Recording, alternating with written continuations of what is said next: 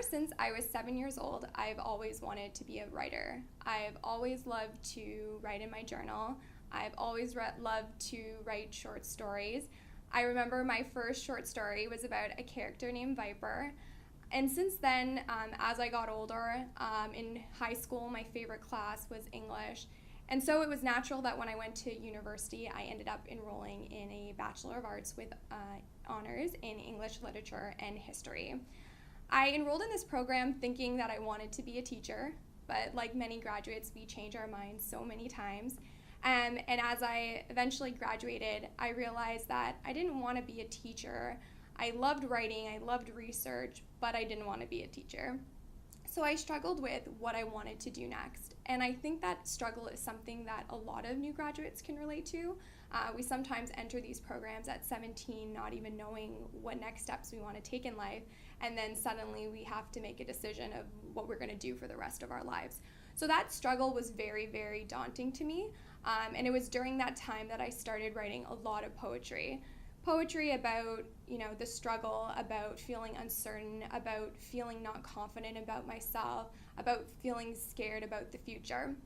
It wasn't until I started volunteering with the Ottawa Network for Education and started reading to children that I realized that even kids at 6 years old struggled with the same thing that I was struggling with. They were struggling with feeling not confident in themselves.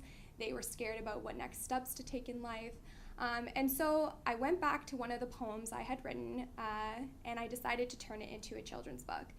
This experience has been one of the best experiences of my life. It was an extremely difficult process, but it was one that I was able to learn a lot from. Unlike a lot of authors, I actually self-published my children's book.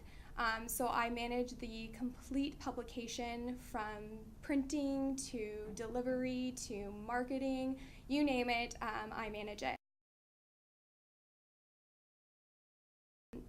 As I was developing my children's book, I also was working full-time. And for some people, when I tell them that I manage a children's book on the side, they ask me, where do I have the time? Working for the government is definitely one of my passions. I am very passionate about serving Canadians and about advancing my career in the public service. But I'm also a creative person, and I am very ambitious in my creative projects that I do on the side. Little Voice is one of those projects. It's something that I do on evenings, on weekends, whenever I can spare a little time to ensure that we are promoting our brand, our message, and supporting our community. For anyone who has a passion or for anyone who's creative, I would say don't let that side die simply because you're pursuing a day job or a different type of career. You can always use your creative side to not only influence your current position in government by offering your organization a fresh perspective or new solutions to an old problem, but you can also pursue your passion on the side and find the time to make it work.